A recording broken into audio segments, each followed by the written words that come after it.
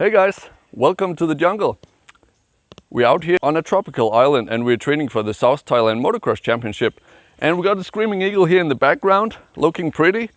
And we got the banana trees. And in this video we're gonna talk about something really cool and really funny for me as a coach to talk about.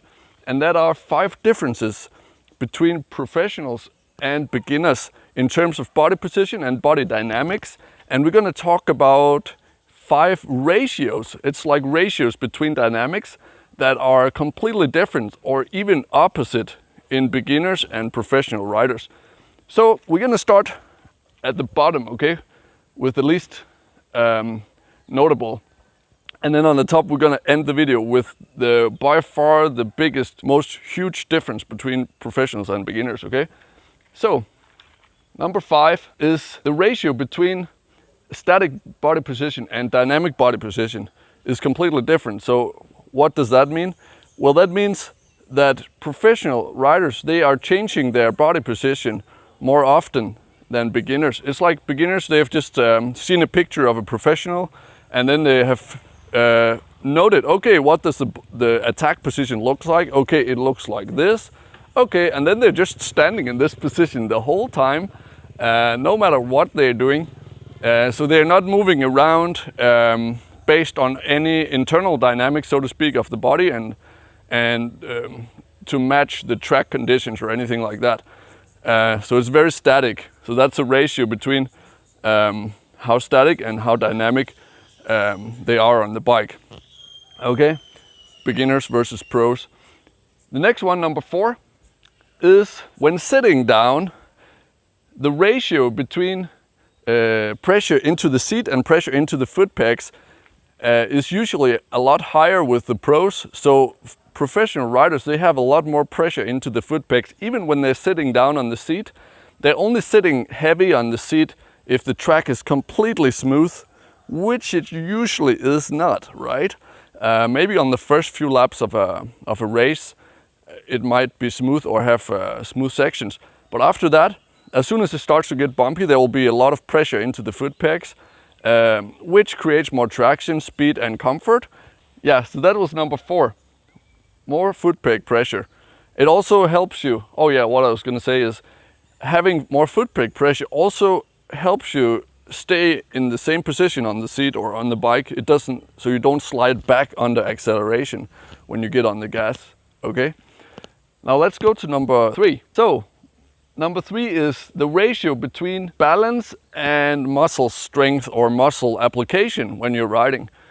So usually, the more beginner you are, the more muscle you use to maintain your body position.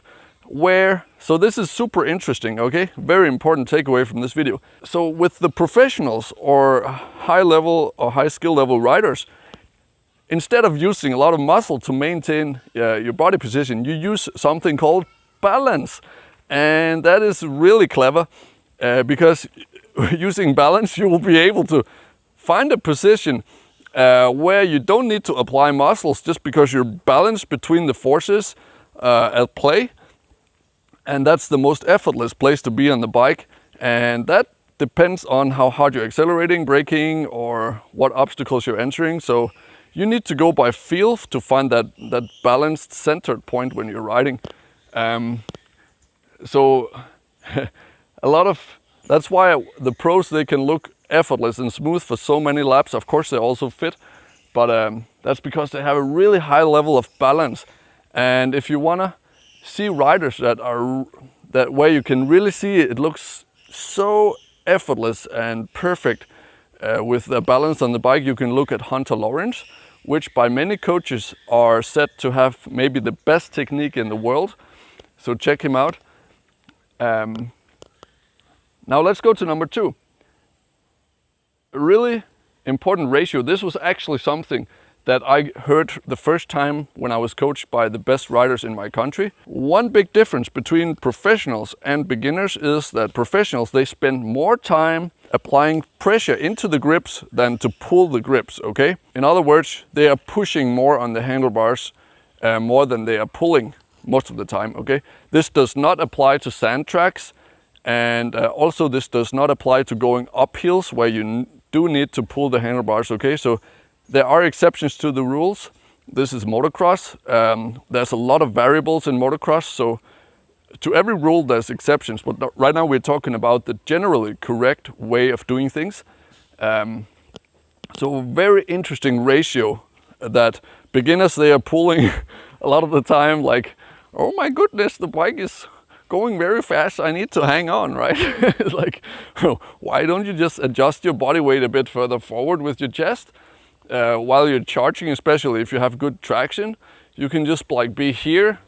Whoa, that's a big buck. Okay. Anyways, you can adjust towards pushing more by moving your body further forward, okay? Especially when there's a lot of traction. If there's less traction, it's all right to get more traction by moving towards the rear and generating a slight pull. By the way, the amount of push is very little. You're not supposed to push hard, okay? That could be a big misunderstanding. I have to mention this. It's very little. It's basically just resting the weight of your arm into the grips. Like, so just letting your arms rest on the grips, and then your upper body, the weight of your upper body is held by your lower back, okay? Now, let's get to the big one. Number one, big difference and ratio. This one is actually opposite from beginners compared to professionals. This ratio is completely the opposite, okay? And that's the ratio of upper body looseness and tightness compared to lower body looseness and tightness, okay? So what you see if you study professionals is they have a very loose, unlocked arms and shoulders, okay? Upper body unlocked and tight lower body, so abs tight and legs tight to the bike, okay? If you look at beginners, on the other hand, you will see the exact opposite, which is really funny. So beginners, they have like super tight arms, like, oh my goodness, again, oh my goodness, the bike is strong and fast and wants to go fast, you need to hang on to the socket, right? Well, it might appear like that, but it's actually possible through balance and training to learn to not be super tight in the arms. And also beginners, they have like very tight upper body, but they have loose leg connection to the bike. You'll often see beginners have space between the legs and the bike, meaning they're not even touching the bike with their knees. This is completely off, and it's funny that it's actually the opposite from beginner to pro, right? So these were probably the 5 biggest differences that I could think about as a coach. Seeing it a lot of times, really funny to work on, and I tell this to my riders all the time. They improve fast, it's pretty cool.